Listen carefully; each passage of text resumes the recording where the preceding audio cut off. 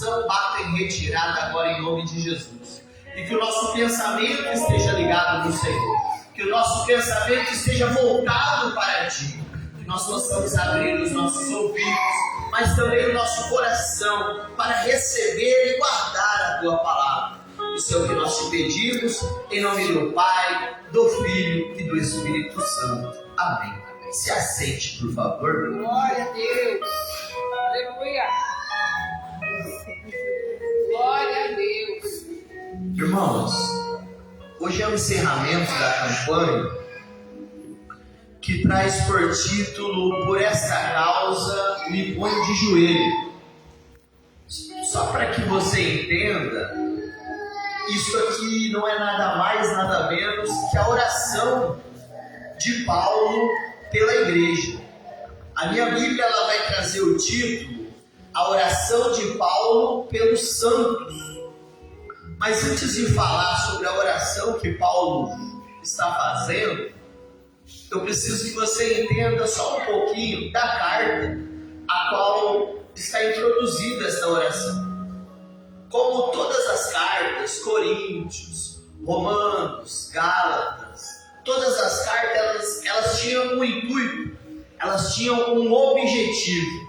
Todas as vezes que uma igreja ela passava por situações difíceis, lá estava Paulo para escrever uma carta, para ajudá-los a passar por esse momento difícil.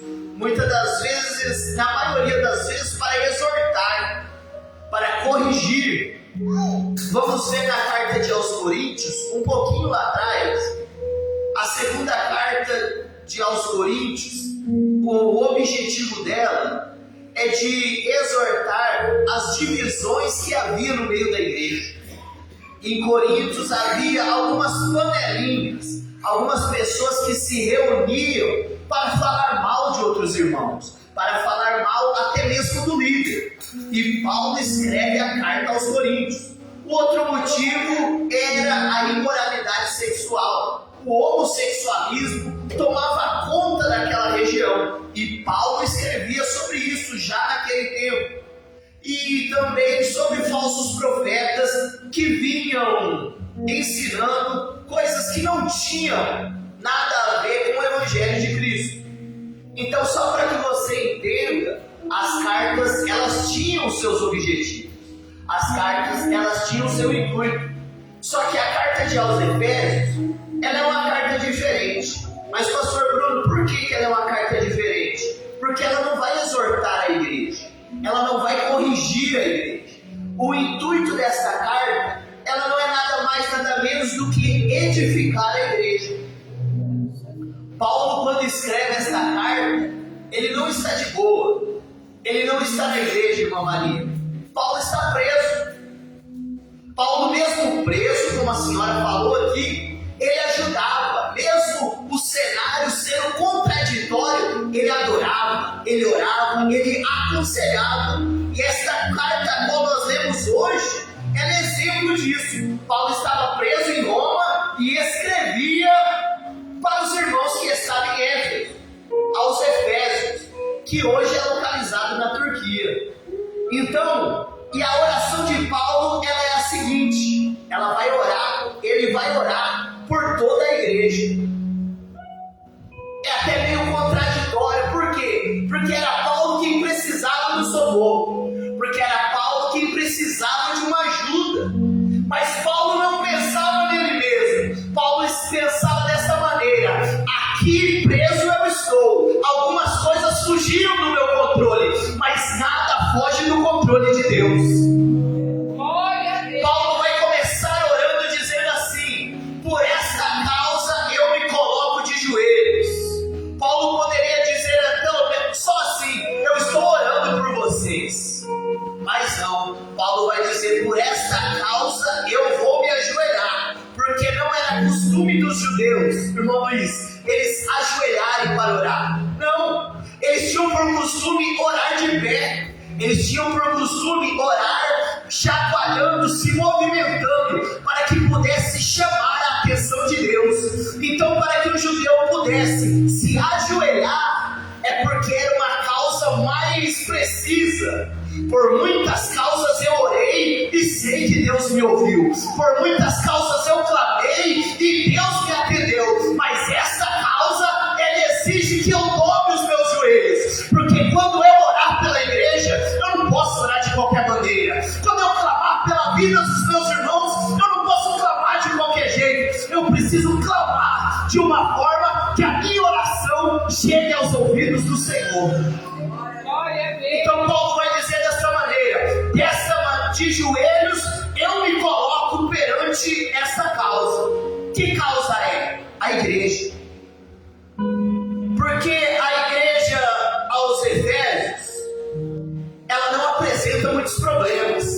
Mas mesmo não apresentando muitos problemas, Paulo sabe que eles vão precisar de força. Paulo sabe que eles vão precisar ser fortalecidos. Então ele vai fazer alguns pedidos nesta oração, e eu quero conversar um pouquinho com você sobre esses pedidos. Paulo vai dizer assim: Senhor, eu oro para que, com as suas gloriosas riquezas, o Senhor os fortaleça. Mas o Senhor, Paulo não vai dizer assim: fortaleça ele para que eles estejam no movimento, não. Paulo não vai fazer uma oração para que eles estivessem fortalecidos de força carnal, não. Paulo vai ser específico, seja específico em suas orações. Paulo vai ser específico e vai dizer assim: Senhor, fortaleça-os no íntimo do seu ser. Não dê força para eles só para que o lado de fora esteja fortalecido, não. Porque muitas das vezes quem nos olha do lado de fora acha que está tudo bem.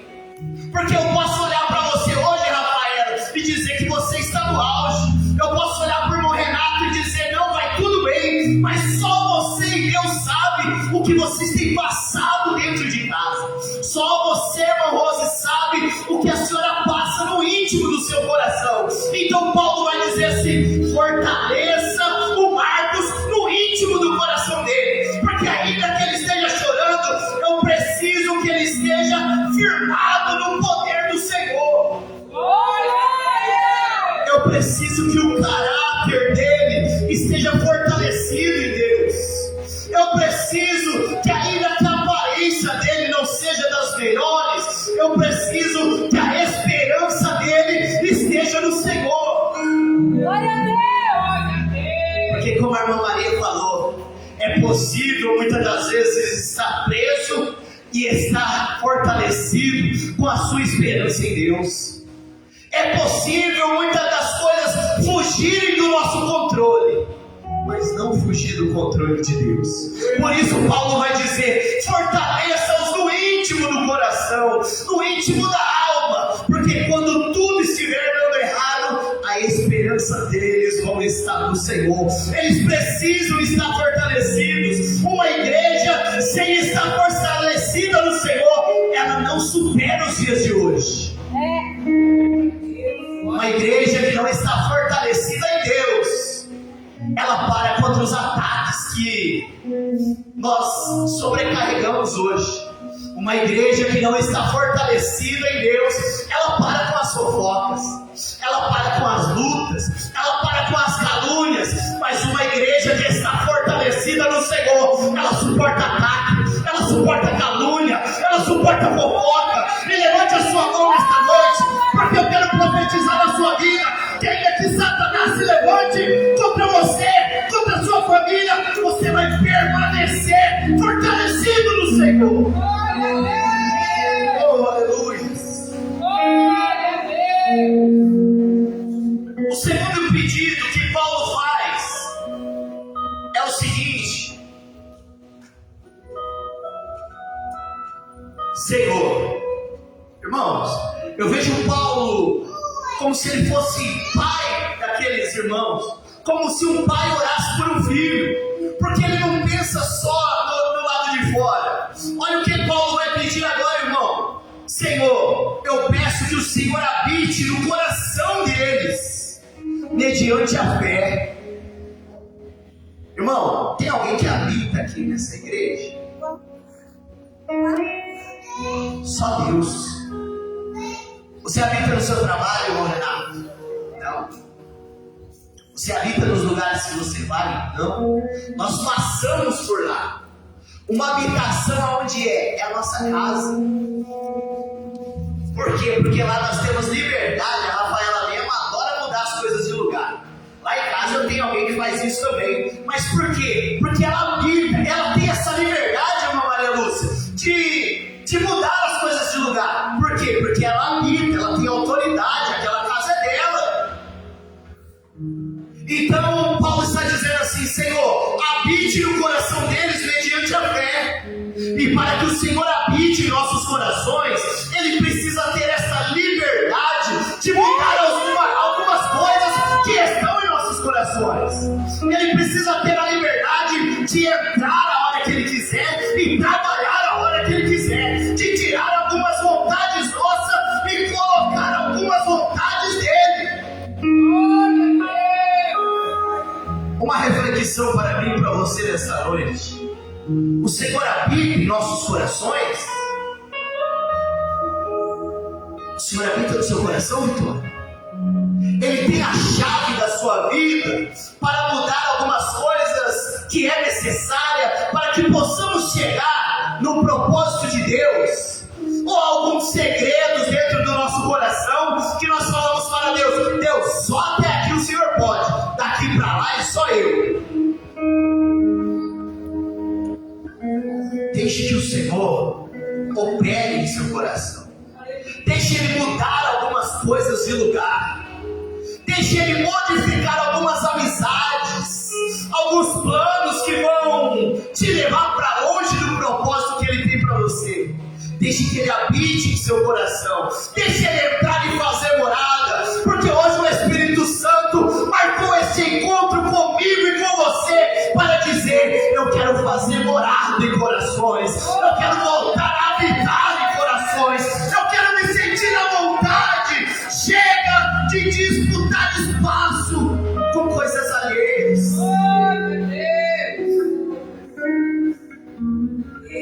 O terceiro pedido, e nós vamos caminhar para o final.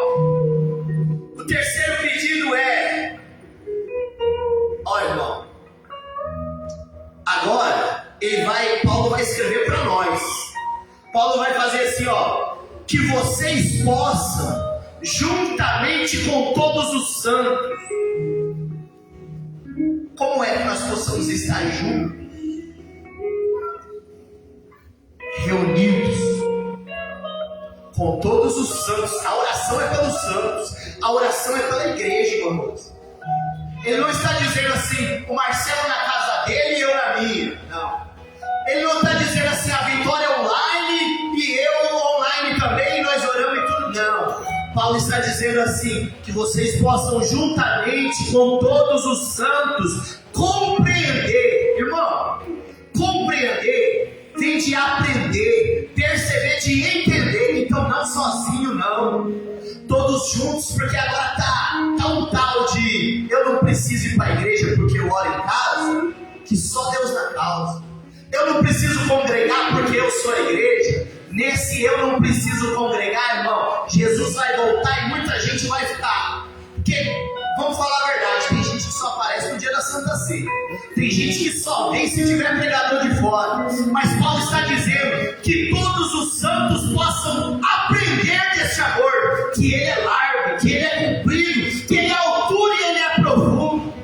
Quem será que pode medir, irmão Renato, a profundidade do amor de Deus? Seria dos céus até o fundo do mar? Você consegue, Marcelo, compreender o tamanho do amor de Deus para a sua vida? Será que só o fato de Deus te amar, de Jesus entregar a sua vida na cruz do Calvário por você já basta? Ou um relacionamento vai fazer você tirar da sua vida? Ou uma amizade que não conversa mais com você depois que você se voltou para Jesus vai te deixar pelos cantos? O fato do Senhor nos amar já nos basta. Só a presença dele nos basta. Só a presença dele, só o amor aquele nos é suficiente. Ele disse para Paulo: Paulo, apenas a minha graça ela te basta, ela te é suficiente. Não olha para a espírito, olha para a minha graça. Glória a Deus. O compreender, ele vem de aprender e de perceber. E depois ele vai dizer assim, ó: depois de compreender, conheça o amor de Cristo que excede todo conhecimento.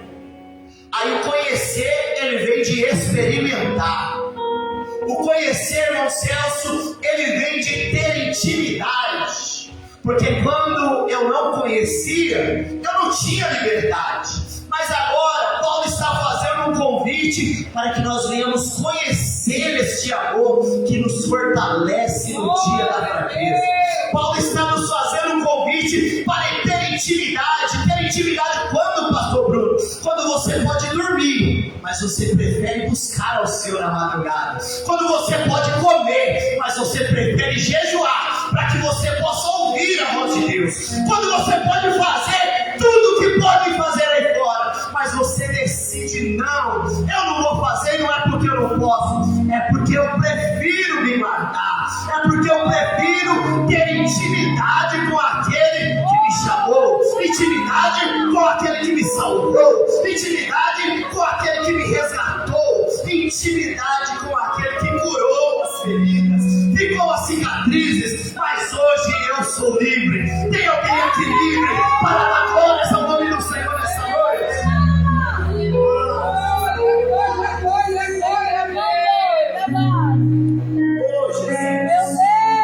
Essa é a oração de Paulo, irmão. E ele termina dizendo assim: para que vocês sejam cheios de toda a plenitude de Deus. A plenitude de Deus é um conceito profundo e transformador que abrange, que alcança a totalidade da presença, a totalidade das promessas.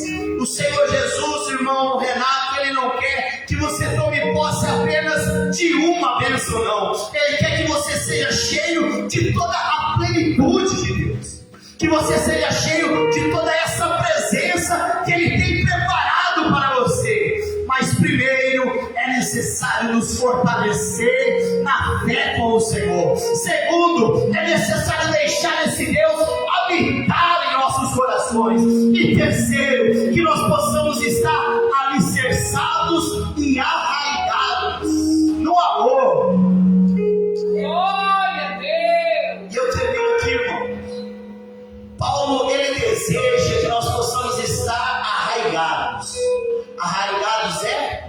Enraizados. Enraizados. Arraigados vem de enraizado, aquele que tem raízes. Raízes no amor. E o que é ter raiz no amor, irmã Maria? É eu amar aqueles que me amam. Aí fica fácil. É eu amar aqueles que me beneficiam, meu amor. Aí é tranquilo.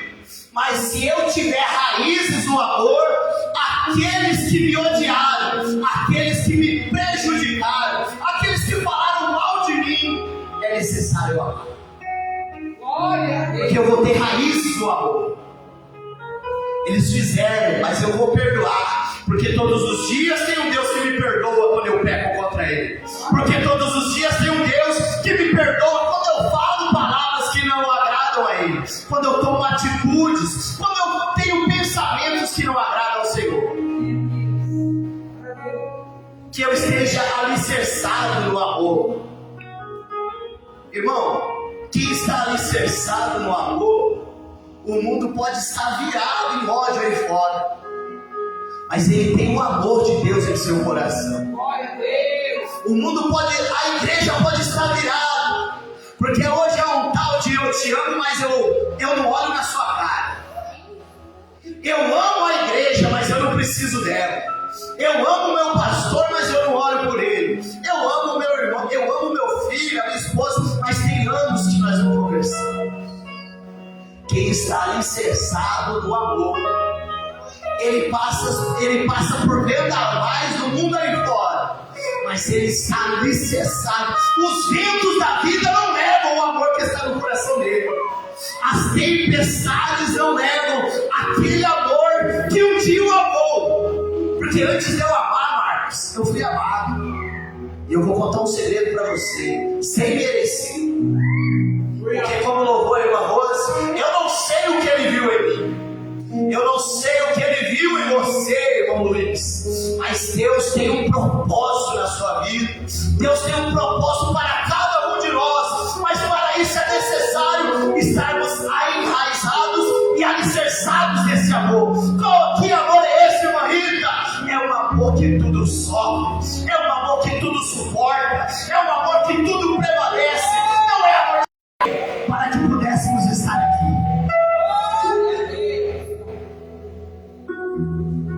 E o verso 20 diz assim: aquele que é capaz de fazer infinitamente mais de tudo que pedimos. Irmão, como a pastora falou aqui, é necessário buscar um pouquinho para saber do que está falando. E eu achei essa palavra aqui muito curiosa: infinitamente. Infinitamente é uma expressão de exagero. Ela não é só infinito, é uma expressão de exagero para mostrar que Deus não tem limites, meu bem.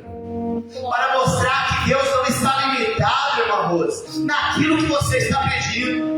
É uma expressão que nos mostra que Deus pode agir além da lógica humana. Você pediu uma vida com Deus, mas Ele tem vida, Ele tem família, Ele tem bênção, Ele tem propósito, Ele tem chamada, Ele tem casa, Ele tem carro, Ele tem casa própria. Mas antes disso tudo, Ele tem uma morada no céu para mim e para você, infinitamente mais do que aquilo que pensamos. E eu só quero aplicar aqui agora esse infinitamente. Como assim infinitamente mais do que aquilo que pensamos? Eu procurei e eu achei. Imagina uma pessoa que há tempos está procurando um emprego. Muitas portas já bateram, muitos currículos já entregaram. Exato, até indicações essa pessoa tinha. Não era qualquer pessoa, mas de nada adiantou, as portas não se abriram. E como é de costume, nós começamos a questionar a Deus. Deus, onde o Senhor está? Será que o Senhor não me vê? Será que o Senhor não olha para mim? Ele é capaz de fazer infinitamente mais por você, Marcos. Por quê? Porque talvez Deus esteja preparando algo que vá além daquilo que você espera. Você pediu e não alcançou. Talvez Deus está preparando algo além daquilo que você espera. Essa é uma das opções. A segunda, talvez Deus esteja preparando um emprego para essa pessoa, que ela possa ajudar pessoas da forma que você foi ajudado. Porque nem todos conseguem ajudar da maneira que foi ajudado. Ou então, para que você possa aprender uma nova vocação, algo essencial, algo que alinhe os seus dons e os seus talentos. Deus tem algo que vai além do seu pedido, irmãos. Deus tem algo que vai além dos seus planos, Marcelo e Crislane. Esse texto, ele não promete que Deus vai fazer tudo que nós pedimos. Mas ele afirma que Ele pode fazer muito mais e muito melhor do que aquilo que nós pedimos. E hoje, Paulo e eu, aqui nesta tribuna, te convido a exercitar a sua fé. Se você tem pedido, continue pedindo. Se você tem clamado, continue a clamar. Porque o Deus que está neste lugar, Ele pode fazer infinitamente mais do que aquilo que você pensou, mais do que aquilo que você pediu antes de sair de casa, mais do que aquilo que você orou na madrugada. E olha que eu não sei, mas tem um Deus que sabe. Ele tem cuidado dos seus filhos, Ele tem cuidado da sua casa, do seu ministério, do seu casamento, da vida financeira, da vida espiritual. Eu vou continuar para ver seu vida glória. Ele tem cuidado de você, da irmã Maria, da Vitória, do Renato, da Rafaela, do irmão Céu, Ele tem cuidado de todos nós. Ele tem infinitamente mais do que aquilo que nós pensamos. Por gentileza, se coloque de pé. Meu bem, vamos orar por todos? Irmãos, vem até a frente, nós vamos estar orando.